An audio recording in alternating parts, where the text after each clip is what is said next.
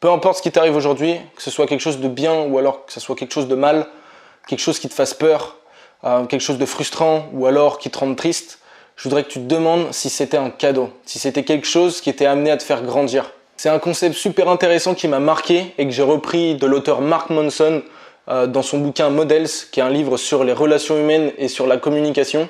Et c'est de ça qu'on va parler aujourd'hui. Mais avant de commencer, si jamais tu me découvres avec cette vidéo, je m'appelle Alexis, je fais toutes les semaines des vidéos sur le développement personnel et sur la calisthénie. Donc si jamais c'est des sujets qui t'intéressent, n'hésite surtout pas à mettre un gros j'aime et à t'abonner. Mark Manson, ce qui nous explique très clairement dans son livre, c'est le fait que peu importe ce qui t'arrive, il va falloir que tu apprennes à rationaliser et à en tirer des leçons positives, même dans les expériences les plus négatives qui soient. Il va falloir que tu apprennes à percevoir les choses comme si elles étaient un cadeau, à chaque fois. Pour commencer, il y a deux choses à savoir. La première, c'est que tu es le seul et unique responsable de tes émotions. Si aujourd'hui tu es triste, c'est toi qui décides d'être triste. Si demain tu es heureux, c'est toi encore qui décides d'être heureux. C'est toi qui décides de te mettre dans une émotion précise. La deuxième chose à savoir maintenant, c'est que tu ne peux pas contrôler les événements extérieurs. Donc que ce soit la météo, la façon dont ton boss te parle, si ta copine te largue, les émotions des autres, ça tu peux pas le contrôler.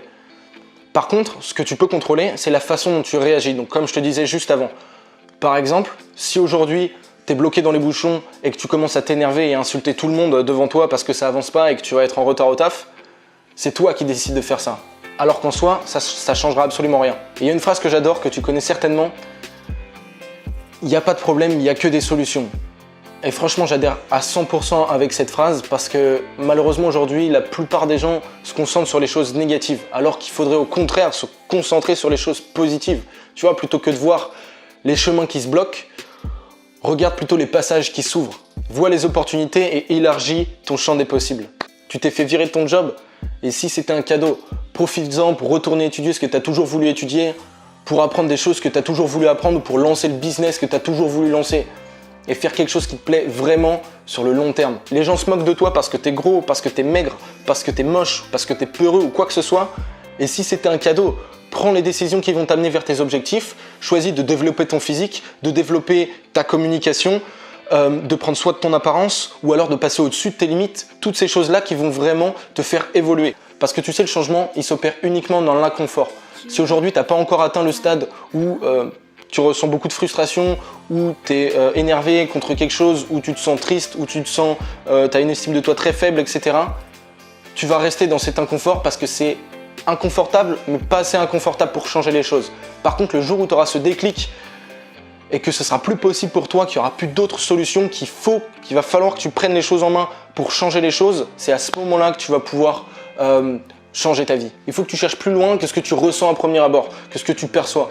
On a tendance à se focaliser sur la première chose négative et à se concentrer sur les choses qui nous font du mal. Et au final, c'est pas comme ça qu'il faut voir les choses. Chaque chose, chaque événement arrive pour une bonne raison. À toi de trouver cette raison. Et pour t'illustrer ça, je vais te donner un exemple très personnel. Quand je suis arrivé à Londres il y a 4 ans, j'ai été invité à une staff party, donc c'est là où tous les employés d'une entreprise se regroupent pour passer un bon moment, pour célébrer un événement particulier ou quoi que ce soit. Je sais plus pour quel événement ça a eu lieu, mais bref, c'est pas important. Du coup, on était invités dans un bar qui avait pour thème cabaret, donc cirque un truc un peu décalé. Et du coup, il y avait des photomatons, il y avait des pop-corn, il y avait des gens qui dansaient et tout, c'était vraiment cool. Enfin, il y avait des danseurs professionnels, je veux dire. C'était vraiment cool, l'ambiance était vraiment sympa. Et on se retrouvait voilà, pour discuter, faire connaissance, passer la soirée ensemble, quoi. Et tout se passait super bien jusqu'au moment où là, je commence à entendre des cris, à entendre des pleurs et tout, de l'agitement. Tout le monde commence à sortir dehors. Et ce qui s'était passé, c'est qu'il y avait un mec qui s'appelait Hubert, que j'avais rencontré il y a deux semaines avant, donc je le connaissais pas très bien. Il venait de traverser la route et il a pas regardé à droite et à gauche et il venait de se faire écraser par un taxi. Il est mort sur le coup. Et du coup, ça a choqué absolument tout le monde. C'était clairement, fin de soirée, quoi. Ça a foutu un froid pas possible et c'était vraiment traumatisant comme expérience. Les pompiers sont venus le chercher et tout. Enfin, je vous explique pas les détails, mais c'était vraiment une scène assez particulière. Et c'était la première fois que ça m'arrivait, moi personnellement. Et le truc, c'est que ce mec-là, je lui avais serré la main, peut-être une demi-heure avant, en arrivant à la soirée. Et d'une seconde à l'autre, sa vie, elle s'est arrêtée. Et avec le recul, je pense que c'est l'une des expériences qui m'a appris le plus. Pas parce que c'était quelque chose de positif, loin de là, c'était, comme je t'ai dit, c'était vraiment une soirée choquante et que je me souviendrai toujours. Mais plutôt parce que ça m'a enseigné quelque chose d'inestimable. Parce que peu importe ton âge aujourd'hui, que t'aies 15 ans, que t'en aies 25, que t'en aies 35 ou que t'en aies 60, tu sais le temps que t'as passé sur Terre. Par contre, ce que tu sais pas, c'est le temps qui te reste à passer sur Terre.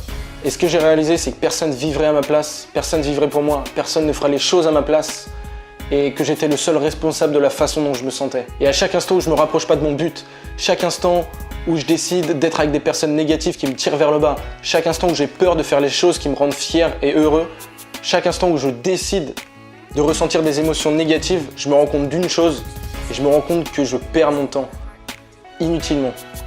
Et tu vois, le temps, c'est la ressource la plus précieuse qu'on a.